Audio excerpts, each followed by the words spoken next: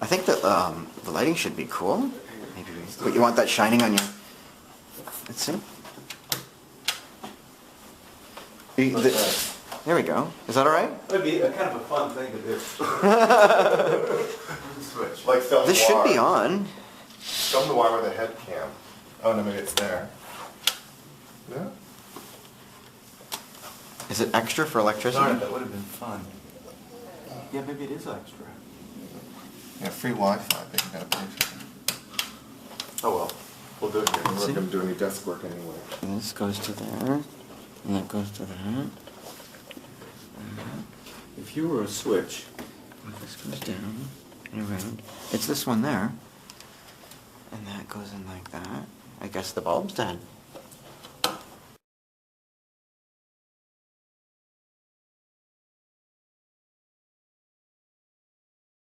okay. In bed with Donny. Okay, there you go. All right.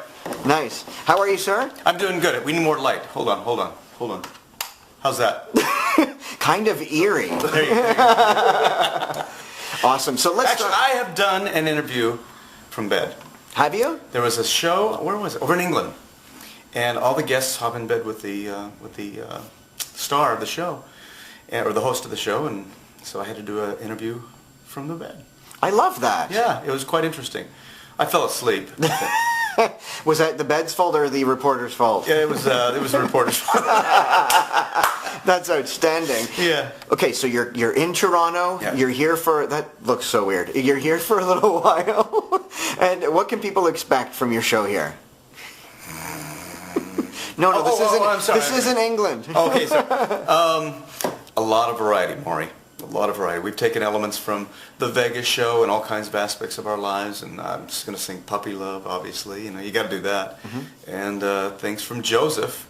As a matter of fact, I heard somebody packed the loincloth.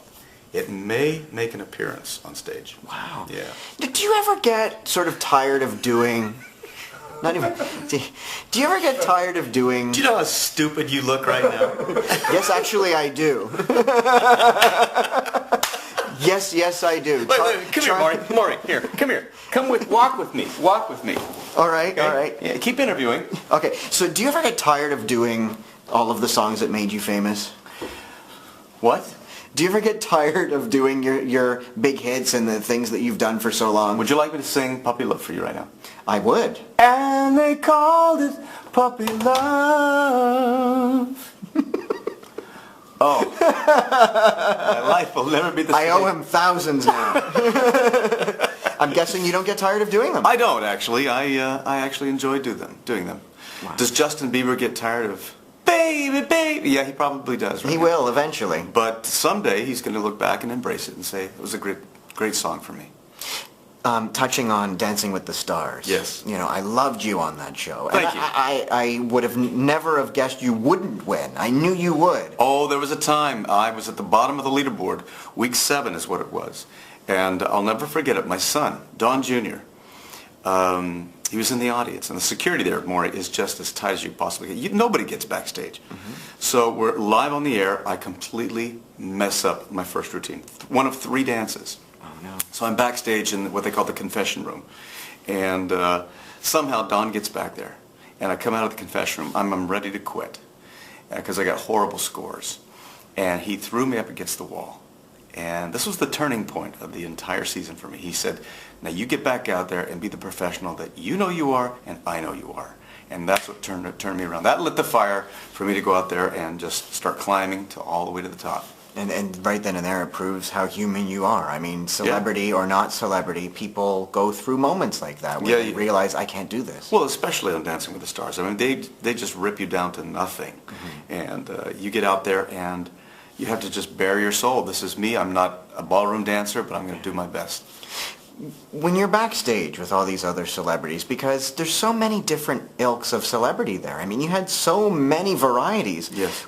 do you guys do your own thing? You're in your dressing room like, oh, I'm so not talking to him. You know, or, I mean, because I could see Maury, how there'd be fights. Maury, there's no time to talk to anybody. You are in the rehearsal hall 24/7 practically. But no, it is a family back there. You do see each other. You wish each other the best. You don't wish each other the best when you're competing. But no, I'm kidding. But it's a real camaraderie backstage because you know what everybody else is going through, and it's tough. Now, is this something you would ever do again? Would you ever do a competition show again? If I could win. Sure I would. I think because I'm a competitive person. I love to just push the limits and see what I can do. I think it's absolutely awesome how real you are. But there are celebrities out there who are even more real. And I think that you must look out there at the internet and stuff like that and see this stuff, and you really want to pick up the phone and call these people going, can I offer you some advice? Yeah, but, you know, I do. I wish I could because I've been through it. I've been around the block quite a few times. And but we've never seen you in an ankle bracelet. You haven't seen me all the time then. That back when I stole that necklace, it was a bad time in my life. You know, everybody has to go through their own hell to get to heaven, basically. And not that I stole a necklace or anything. I had to have ankle bracelets, but I lost my career. My 20s, 20 to about 32 was horrible, just horrible. But it was here in Toronto that it all started back again. Joseph was the thing that did it. It turned me around. Elgin Theatre, 1992, and keep in mind, okay, and not to bore you with a long story here, but encapsulated almost 10 years to the day. I opened and closed the same day on Broadway in a show called Little Johnny Jones. So here I am trying it again with a show called Joseph and the Amazing Technicolor Dreamcoat. And all the press are out there opening night. Andrew Lloyd Webber himself is in the crowd. I was as nervous you could possibly be. But I remember the curtain opening up. I don't remember doing the show, and I remember the curtain closing and Andrew Lloyd Webber standing next to me and giving me compliments about the show. And it was at that moment you realized, okay, we're gonna do good here. I thought we were going to last maybe 2 months, and 6 years later, I had to hang that loincloth up. You and that darn loincloth. Oh, I tell you, that was the bane of my existence. I remember walking into wardrobe fittings, okay, and they handed me this little loincloth. I said, where's the rest of it? I mean, it was just a little teeny piece of material. I said, that's what I have to wear? As a matter of fact, great story. Opening night, right? I remember, no, it was 2 weeks after opening. At the close of the first act, I'm doing this move kind of like this, and Jenna Metz is my co-star. She's standing next to me. I am beat red.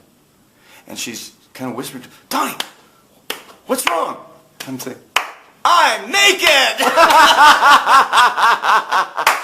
Because it just dawned on me, because I just started relaxing, and I don't have to worry about my lines or anything. I just realized, I got nothing on, baby. And too bad there are photos of that nowhere. Yeah. Oh, yes, there are. Let me tell you. Dear Google. Dear Google. Is there anything you won't do? Because you've done so many things with your career, with your life. Is there anything that you're like, yeah, I'm not doing that? I'm willing to try pretty much everything, as long as I don't compromise my standards or do anything to hurt my wife or my kids.